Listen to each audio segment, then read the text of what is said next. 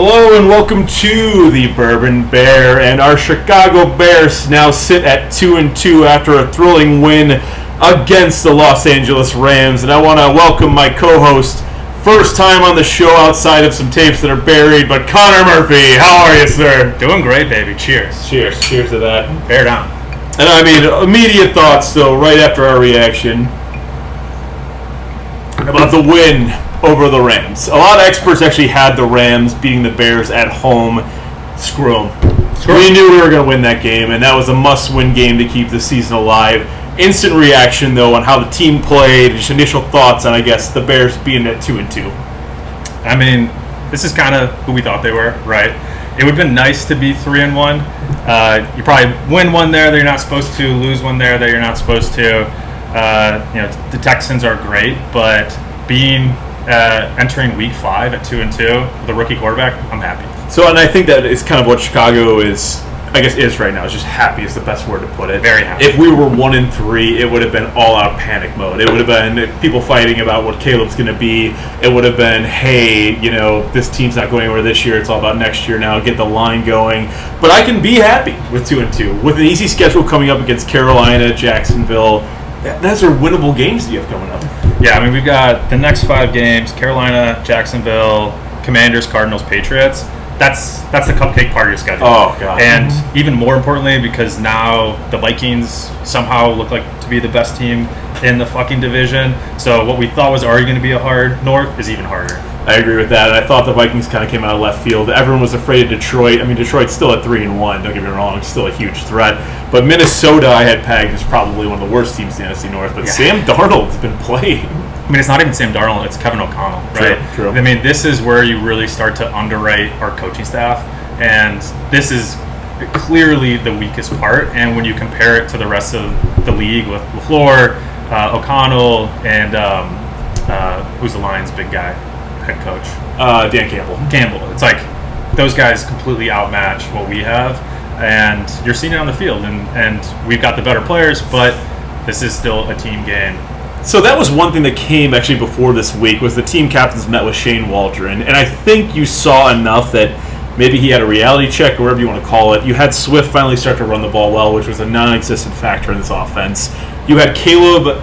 I won't say the line played great, but he had at least some comfortability in the pocket, which was nice to see him do. And he made good throws, quick reads. He's developing, which is huge. So moving forward, though, I mean, do you think Shane's figured it out, or is it more of just Caleb progressing? I mean, Waldron's kind of a cuck, right? He's not the answer. I mean, the fact that you have to have a players meeting from your third week rookie quarterback is embarrassing. Yeah, from your guys. And I mean, the guy's trying to put his system in. Now, give credit where credit's due. He listened, right? Yep. And what did we see last week? We saw Roschon Johnson up the middle for 4th and 1, Where's 3rd and that 1. Been all it's like year? that wins you the game against the Colts. And so with those slight changes, that's good. I am starting to sniff out some DJ Moore frustration with Waldron. And if you look at the JSN clip from last year when Waldron came over, and you actually look at some of the passing charts from that, I hope we don't piss off our number one. So that was one thing I did want to bring up, and I didn't want to catch you off guard with this, but DJ Moore through the year, he's got 22 receptions for 189 yards, averaging 8.6 catches and 1 touchdown. Yeah. That's the lowest production he's ever had through 4 games in his career. Yeah. And that, to your point, is concerning because you got to make your number one happy. Yeah, and I mean, Waldron was supposed to be this guy that had all these different screens, but then it's screens to Kmet with Carter blocking. It makes no sense. God, some of the blocking. And then there's some awkward ones with Moore, which just feels so forced. And when you're forcing something like that, it usually doesn't work and just pisses him off even more. I mean, thank God that Caleb, our God, just checked through 3 different reads to find DJ in the back of the end zone last week with a completely beautiful throw. Because you could see him starting to sour pretty fast. So one thing I want to say about that was a beautiful throw to DJ, but there has been some deep shots, and again, you can blame the line, you can blame Caleb, you can blame the coaching, but he has missed some pretty open wide receivers deep. Is that a long-term concern, or is that something you think is going to get adjusted with? No, I think that's fixable. I mean, the biggest thing about Caleb and this team, when you zoom out, is like, are we hitting our ceiling, are we not, and what can change, and what can't? And when I look at Waldron, like, that can change. I mean, will the Bears do it? I don't know. When I look at the offensive line, that should change, right? So we're not stuck with these guys forever. But who we are stuck with is Caleb, and what he was good at USC was those deep balls. So I'm still not concerned about it. We have to call a spade a spade. His stats aren't great on some of those deep balls, but what they are amazing are time to throw when he's doesn't have pressure in the pocket and those 15 and under passes. Well, even that pass he made to Cole last week over the middle was fantastic. God, so he's got that big play potential, and I mean, what I really think they need to do, and now that Keenan Allen's healthy, it's going to be a little harder to do, but Rome Odunze, you drafted him number 9. Like, he's got to kind of step into that role of being that deep threat. You know he can do it. He's fast, he's physically strong, great hands. Yeah. I mean, right now that you're sitting in a line of through 4 games, he's got 166 yards and 10 receptions. It's like, did you get your value on that pick? I think it's just building. I mean, Odunze's a stud. I was high on Odunze. I was surprised we took him, and I was super amped we took him. I mean, he was a baller at UW, and I think he's going to be a baller here. I think it's starting a little bit slower, but as Caleb has progressed every single week, he's going to find Odunze. They seem like they have a better connection than Moore, and so I think he's going to continue to give him shots.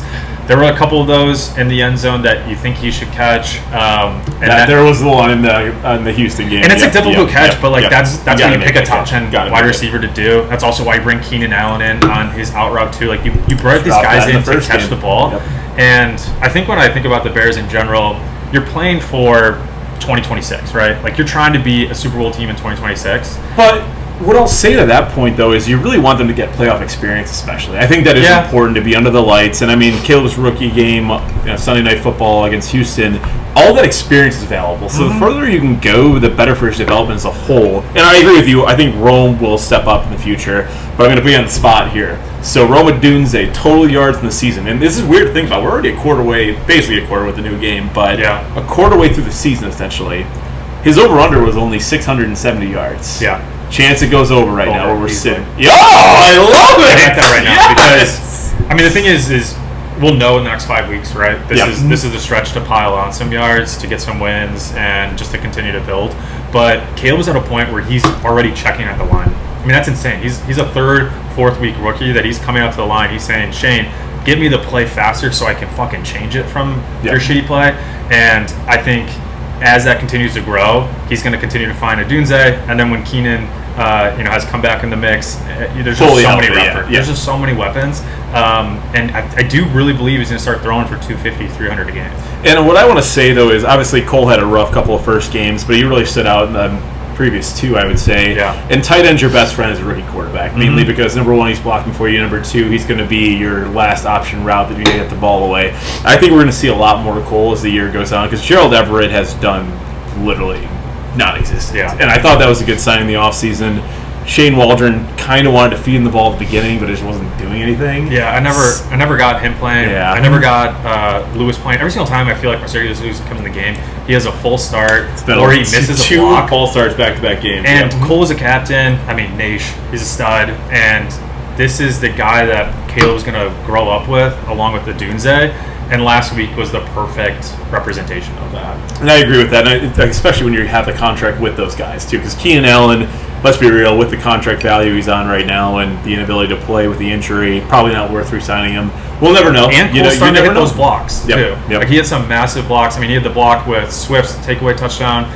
He had a couple other pulling blocks. I mean, there's times where they keep him in pass pro, which maybe they shouldn't be doing, but get him out there. Like, he's an athletic tight end. Yep. This is what we decided as a team this year was we're going to go pick up a wide receiver, we're going to draft a wide receiver, we're going to draft a punter, which are all good things in the grand scheme of things. That means those guys need to show up, and you need to cater your offense to that.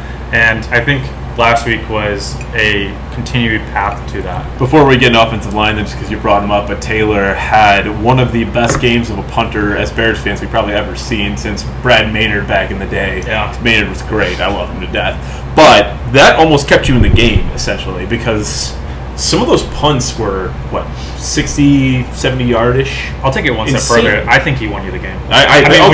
We agree then. When you look at, there was some stat rolling around Twitter that for his 4 punts, there was one that was negative, but the aggregate of all 4 were like 14% on the win percentage. Now, those could be completely BS, but even just us watching the game, when you have a 66-yard punt that goes out of bounds on the 8-yard line, everyone comes back fired up. as the defense is standing on its head time and time again, those are backbreakers. And that's what I'll say. The defense obviously has been carrying this team this far. I mean, and it's they the will best be defense in football. They will be right now. I look at the stats. I think they're ranked in total efficiency number 8 right now, but that's also because the rush defense needs some work. I get it.